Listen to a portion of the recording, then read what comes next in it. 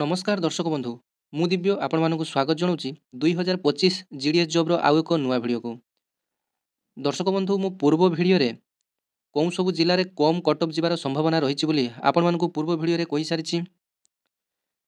तेबे कोरापुट मालकानगिरी फुलबाणी कंधमाल सुंदरगढ़ रायरंगपुर ए सबु एरिया रे आपण मानकर कम कटअप जाउछि।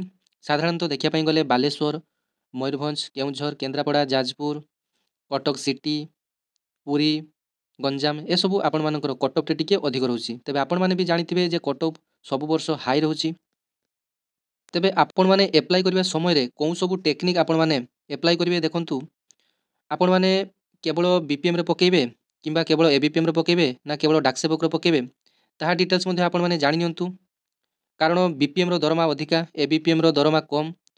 तेबे आपण माने केवल बीपीएम पकेइ परिबे कि एबीपीएम रे केवल पकेइ परिबे एवं आपण मानकर कैटेगरी वाइज अनुसार आपण माने अप्लाई करि परिबे ना समस्त पोस्ट रे गुटे डिवीजन रे सब पोस्ट रे आपण माने अप्लाई करि परिबे तार समस्त डिटेल्स ए वीडियो माध्यम रे आलोचना करिवा। तेबे वीडियो टी जदि आपण मानकु भल लागियो गुटे गुटे लाइक कर देबे अन्य मानकु शेयर करिवे एवं चैनल टी को सब्सक्राइब कर नथले आज ही सब्सक्राइब कर देबे पाखरे थिबा घंटी चिन्ह दबे ऑल नोटिफिकेशन रे सेट कर देबे। तेबे देखंतु ओडिसा रे 10म श्रेणी पास करथिबा समस्त मोर भाई और भौणी माने एथरे आवेदन करि परिबे। जेहेतु एई जॉब टी आपण मानकर मार्क सिलेक्शन रे हेउची एथरे कोनोसी एग्जाम देबा पई पड़िबो नाही। तेबे समस्ते आवेदन करंतु 70% रु जो माने अधिक मार्क रखिचंती समस्ते आवेदन करि नियंतु। काहा भाग्य रे कोन थिबो एईटा आपण मानकर जहार लक भलो थिबो तार जॉब टी निश्चिंत होई जिवो। कोन डिवीजन रे आपण माने अप्लाई करले काहार 80% रखी हेई जाउची तो काहार 90% रखी मध्ये हेउ नाही। तेबे एईटा आपण मानकर लक ऊपर निर्भर करे एवं आपण माने अप्लाई समय रे पूर्व वर्षर कटअप न देखि जदि आपण माने अप्लाई करि दउचंती तेबे आपण माने सबठारु बड़ भूल करूचंती। तेबे आपण माने प्रथमे पूर्व वर्षर कटअप गुडा को देखि नियंतु। 6टा कटअप 2024 रे आसीथिला। पूर्वरु मध्ये मु वीडियो माध्यम रे अनेक थरा आपण मानकु कहिछि अप्लाई पूर्वरु आपण माने प्रथमे कटअप देखि नियंतु कोन डिस्ट्रिक्ट रे केते कोन कटअप जाईछि तेबे तापरे आपण माने अप्लाई करि नियंतु। तेबे पूर्व वर्ष अपेक्षा एथरो वैकेंसी मध्ये कम रहिछि। पूर्व थरो आसीथिला 2447 पदवी एवं वर्तमान आसीछि 1101 पदवी। तेबे आपण मानकु पाई मु 2024 रो समस्त पीडीएफ गुडा को डाउनलोड करी देखुतली जे प्रायतः एसटी पिला मानकर कटअप टी 7980 रु जाउची 6टा मेरिट लिस्ट शेष पर्यंत एवं एससी मानकर कटअप टी 82 83 रो मध्ये जाउची। तेबे यूआर मानकर कटअप 87 86 रु मध्ये जाईची रायरंगपुर रे। तेबे बाकी रहिले जो ईडब्ल्यूएस एवं ओबीसी ईडब्ल्यूएस रे मध्ये सेही भली 86 आड़ कटअप टी जाउची एवं ओबीसी एवं ईडब्ल्यूएस प्रायतः समान कटअप जाउची 86 87 एई भली आपण मानकर कटअप जाउची। तेबे प्रथम मेरिट लिस्ट आसिले कटअप टी प्रायतः यूआर एससी एसटी प्रायतः 88 ऊपर रहिबो। सॉरी एसटी मानकर कटअप टी आपण मानकर 80 रु रहिबो प्रथम मेरिट लिस्ट रे। एससी रु 84 रु रहिबो किंतु यूआर प्रायतः सबु डिस्ट्रिक्ट रे यूआर टी 88 ऊपर रहिबो। आपण मानकु एबेठारु आपण मानकु मु कहि दउची कारण विगत 5 वर्ष रो अभिज्ञता जे आपण मानकु मु पूर्व मध्ये कहउतली जीडीएस रो कटअप एथरो मध्ये हाई जिवो कारण अल्प सीट मध्ये आसीची। तबे आपण माने अप्लाई समय रे कोन पोस्ट रे आवेदन करिवे देखंतु आपण मानकर जीडीएस रे तीनटी पदवी थाए गुटे हला जीडीएस बीपीएम गुटे हला एबीपीएम गुटे हला डाक सेवक। तबे आपण माने जेतेबेले गुटिए डिवीजन रे अप्लाई करूचंती सेतेबेले आपण माने निजरो कास्ट अनुसार बा कैटेगरी वाइज अनुसार वैकेंसी टी अप्लाई करूचंती। जदि आपण मानकर मार्क टी भलो अछि तेबे आपण माने प्रथमे आपण मानकर कैटेगरी रे जेते सबु जीडीएस रो बीपीएम पदवी रहिछि तेबे से बीपीएम पदवी रे सबु भर्ती करि नियंतु। तापरे जेते सबु आपण मानकर कैटेगरी रे एबीपीएम रहिछि ता तळको आपण माने एबीपीएम रे देइ देबे एवं ता तळको आपण मानकर डाक सेवक पदवी रे आपण माने भर्ती कर देबे।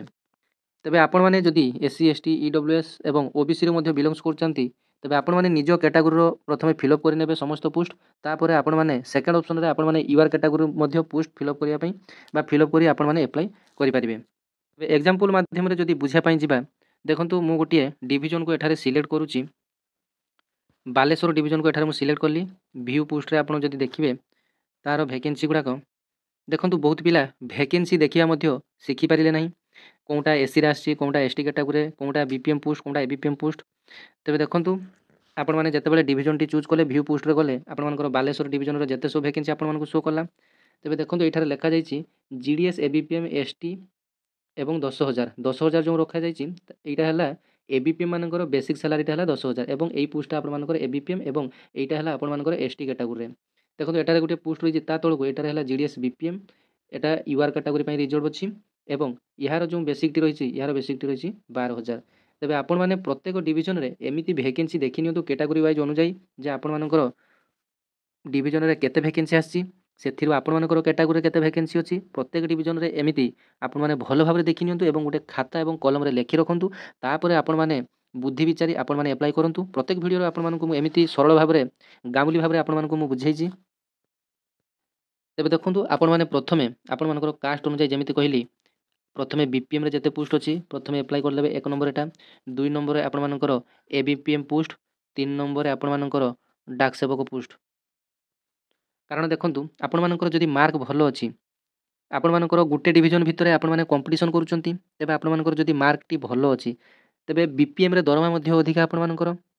ତେବେ ଯେତେବେଳେ ଆପଣମାନଙ୍କର ସିଲେକ୍ସନ୍ ପ୍ରକ୍ରିୟାଟି ହେବ ସେତେବେଳେ ଆପଣମାନଙ୍କର ମାର୍କକୁ ଆଧାର କରି ହେବ ଏବଂ ଆପଣ ଯେଉଁ ଡିଭିଜନରେ ଆପ୍ଲାଏ କରିଥିବେ ଆପଣମାନଙ୍କର ଯେତେଟା ଜାଗାରେ ମଧ୍ୟ ଆପଣମାନେ ଆପ୍ଲାଏ କରିଥିବେ ସେତୁଟି ଜାଗା ଉପରେ ଆପଣମାନଙ୍କର କମ୍ପିଟିସନ୍ଟି ହେବ ଆପଣମାନଙ୍କର ମାର୍କକୁ ନେଇ। ତେବେ ଦେଖନ୍ତୁ ଆପଣମାନେ ଯଦି ଭଲ ମାର୍କ ରଖିକି ଯଦି BPM ନ ପାଇବେ ତେବେ ଲାଭ କିଛି ନାହିଁ ଆପଣମାନଙ୍କର। କାରଣ ଦେଖନ୍ତୁ BPMରେ ଦରମା ଅଧିକା ଏବଂ ଆପଣମାନେ ଥରେ ଡିପାର୍ଟମେଣ୍ଟର ପଶିଗଲା ପରେ ଆପଣମାନେ BPM ମାନେ ଯେଉଁମାନେ ଅଛନ୍ତି ଯେଉଁମାନଙ୍କର ମୋବାଇଲ ମାଧ୍ୟମରେ କାମ କରନ୍ତି ତେବେ ଆପଣମାନଙ୍କର ଏକ୍ସଟ୍ରା ଇନକମ୍ ମଧ୍ୟ କିଛି ରହିଛି, ଯେମିତି ଆପଣମାନେ IPP କରି ଇନସେଣ୍ଟିଭ୍ ମଧ୍ୟ ପାଇପାରିବେ। ABPM ମାନଙ୍କୁ ମଧ୍ୟ ମୋବାଇଲ ଦିଆଯାଉଛି, ତେବେ IPP କାମ କରି ଆପଣମାନଙ୍କର ଆଧାର କରେକ୍ସନ୍, ଆଧାର ମୋବାଇଲ ନମ୍ବର ଅପଡ଼େଟ୍, ତେବେ ଏସବୁ ଆପଣମାନଙ୍କର ଇନସେଣ୍ଟିଭ୍ ଆସେ, ତେବେ ଆପଣମାନେ ଅଧିକ ପାଇପାରିବେ। ତେବେ ଆପଣମାନେ ପ୍ରଥମେ BPM ପୋଷ୍ଟଟି ଦେଇଦେବେ, ତାପରେ ABPM ପୋଷ୍ଟଟି ଦେବେ ଏବଂ ତୃତୀୟରେ ଆପଣମାନେ ଡାକ ସେବକ ପୋଷ୍ଟଟି ଦେଇଦେବେ। ଯଦି ବି ଯେଉଁମାନେ ଚାହୁଁଛନ୍ତି ତେବେ ଆପଣମାନେ ମିଶେଇକି ମଧ୍ୟ ଦେଇପାରିବେ। ଗୋଟିଏ ରଖିଲେ BPM, ତା ତଳକୁ ରଖିଲେ ଅନ୍ୟଟି ପୋଷ୍ଟ ହେଲା ABPM, ତାପରେ ରଖିଲେ BPM, ତାପରେ ABPM, ଏମିତି ମଧ୍ୟ ଆପଣମାନେ ପ୍ରିଫରେନ୍ସ କରିକି ଦେଇପାରିବେ।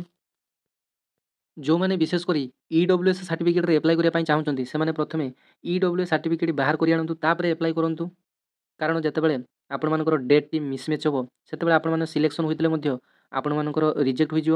ତେବେ ଆପଣମାନଙ୍କୁ ପୂର୍ବ ଭିଡ଼ିଓରେ ମଧ୍ୟ ମୁଁ A to Z GDSର ସବୁକିଛି ଡିଟେଲ୍ସ ଦେଇସାରିଛି ଯେ GDSର କାମ କ'ଣ, ABPMର କାମ କ'ଣ, BPMର କାମ କ'ଣ, ଡାକ ସେବକର କାମ କ'ଣ, ଦରମା କେତେ ମିଳିବ ଏବଂ এই GDS ଚାକିରି କରି ଆପଣମାନେ ଅନ୍ୟ ଯେକୌଣସି ଜବ୍ ପାଇଁ ପ୍ରିପାରେସନ୍ କରିପାରିବେ ନା ନାହିଁ, ଛୁଟି କେତେ କ'ଣ ମିଳିବ, ତେବେ ସମସ୍ତ ଡିଟେଲ୍ସ ମୋର ପୂର୍ବ ଭିଡ଼ିଓ ଯାଇ ଆପଣମାନେ ଦେଖିନେବେ। ତେବେ GDSର ଜବ୍ ପ୍ରୋଫାଇଲ୍ କହିଲେ ସେଇ ଭିଡ଼ିଓଟି ମୋର 20 ମିନିଟ୍ର ଅଛି, ତେବେ ଆପଣମାନେ ପୂର୍ବ ଭିଡ଼ିଓ ଯାଇ ଦେଖିନେବେ। ତେବେ GDSର ସମ୍ପୂର୍ଣ୍ଣ ଜବ୍ ପ୍ରୋଫାଇଲ୍ ଆପଣମାନେ ଜାଣିପାରିବେ।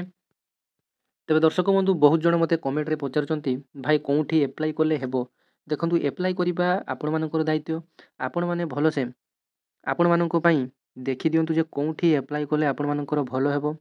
ଆପଣମାନଙ୍କୁ ମୁଁ ସଂକ୍ଷେପରେ କେବଳ ବୁଝେଇଦେଲି ଯେ ଆପଣମାନଙ୍କର ଏହିସବୁ ଜାଗାରେ ବା ଏହିସବୁ ଡିଭିଜନରେ ଅଳ୍ପ ଅଳ୍ପ କଟଅଫ୍ରୁ ଯାଉଛି, ତେବେ ଆପଣମାନେ ସେହି ଅନୁସାରେ ମାଇଣ୍ଡ ସ୍ଥିର କରି ଆପଣମାନେ ଆବେଦନ କରିନିଅନ୍ତୁ। ଯେମିତି ଦେଖନ୍ତୁ ମୁଁ ପୁଣି ଥରେ ଆପଣମାନଙ୍କ ପାଇଁ କହୁଛି ବଲାଙ୍ଗୀର, କୋରାପୁଟ, କନ୍ଧମାଳ, କୋରାପୁଟ, ମାଲକାନଗିରି ଏବଂ ଆପଣମାନଙ୍କର ଫୁଲବାଣୀ, ଢେଙ୍କାନାଳ ଏସବୁ ଯେଉଁ KBK ଏରିଆ ରହୁଛି ପ୍ରତିବର୍ଷ ଅଧିକ ସିଟ୍ ଆସୁଛି ଏବଂ ଅଧିକ ପିଲାଙ୍କର ପ୍ରତିବର୍ଷ ଅଧିକ ସିଟ୍ ଆସୁଛି ଏବଂ ପ୍ରତିବର୍ଷ ଅଧିକ କଟଅଫ୍ରୁ ଯାଉଛି। ତେବେ ST କ୍ୟାଟାଗୋରୀର ପିଲାମାନେ ପ୍ରାୟତଃ ସବୁ ଡିଭିଜନରେ ପ୍ରାୟତଃ 82, 83ରେ ତାଙ୍କର କଟଅଫ୍ଟି ଯାଉଛି। ବାଲେଶ୍ୱର କିମ୍ବା ଆପଣମାନଙ୍କର ମୟୂରଭଞ୍ଜ କିମ୍ବା କେଉଁଝର ହେଲେ ବି ମଧ୍ୟ ST ପିଲାମାନଙ୍କ ପାଇଁ ଖୁସିର ଖବର, କାରଣ ସେମାନଙ୍କର 82, 83ରେ ମଧ୍ୟ ପ୍ରତ୍ୟେକ ଡିଭିଜନରେ କଟଅଫ୍ଟି ତାଙ୍କର ଯାଉଛି। କିନ୍ତୁ ଯେଉଁ UR କ୍ୟାଟାଗୋରୀର ପିଲା ରହିଲେ ସେମାନଙ୍କର କଟଅଫ୍ଟି ବାଲେଶ୍ୱର, କେନ୍ଦ୍ରାପଡ଼ା, ଯାଜପୁର, ଭୁବନେଶ୍ୱର, ପୁରୀ ଏସବୁ ଏରିଆରେ ପ୍ରାୟତଃ 90 ଉପରୁ ସବୁବେଳେ କଟଅଫ୍ଟି ରହୁଛି। ପ୍ରାୟତଃ ପିଲା ଆପଣମାନଙ୍କର 80ରୁ 90 ମଧ୍ୟରେ ରଖିଛନ୍ତି। ତେବେ ସେମାନଙ୍କ ମନରେ ବର୍ତ୍ତମାନ କନଫ୍ୟୁଜ୍ ଅଛି ଯେ ପୋଷ୍ଟ ଅଳ୍ପ ବାହାରିଛି କେଉଁଠି ଆବେଦନ କରିବେ। କୋରାପୁଟ, କନ୍ଧମାଳ ଏସବୁ ଏରିଆରେ ବହୁତ ସିଟ୍ ବାହାରୁଛି ନିଜର କାଟାଗୋରୀ ୱାଇଜ୍ ଅନୁଯାୟୀ। ତେବେ ସେଠାରେ ତ ସମସ୍ତେ ପିଲାମାନେ ଆବେଦନ କରିବା ପାଇଁ ଚାହିଁବେ। ତେବେ ଆପଣମାନଙ୍କୁ ମୁଁ କହିବି ଯେ ଆପଣମାନେ 2-3ଟି ଅଧିକ ସିଟ୍ ଥିବା ଏବଂ ନିଜର କ୍ୟାଟାଗୋରୀ ଅନୁଯାୟୀ ସିଟ୍ ଥିବା ଆପଣମାନେ ପ୍ରଥମେ ଚୁଜ୍ କରିନିଅନ୍ତୁ। ତେବେ ଆପଣମାନଙ୍କର ଆଖପାଖ ଏରିଆରେ ବା ନିଜର ପାଖ ଡିଷ୍ଟ୍ରିକ୍ଟରେ ଯଦି ଅଧିକ ଭ୍ୟାକେନ୍ସି ରହିଛି ତେବେ ଆପଣମାନେ ମଧ୍ୟ ଆବେଦନ କରିନିଅନ୍ତୁ।